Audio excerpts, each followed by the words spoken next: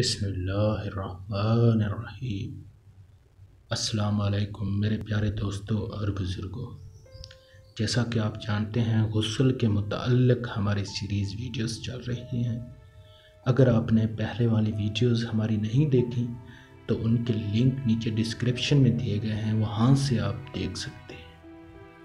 آج کا ہمارا جو ٹاپک ہے غسل کے متعلق بہتے پانی میں غسل کا طریقہ کار۔ اگر بہتے پانی مثلاً دریا یا نہر میں نہایا تو تھوڑی دیر اس میں رکنے سے 3 بار دھونے، ترتیب اور وضو یہ سب سنتیں ادا ہو گئیں۔ اس کی بھی ضرورت نہیں کہ اعضاء کو 3 بار حرکت دے۔ اگر تالاب وغیرہ ٹھہرے پانی میں نہانا تو اعضاء کو 3 بار حرکت دینے یا جگہ بدلنے سے تسلیس یعنی 3 بار دھونے کی سنت ادا ہو جائے گی۔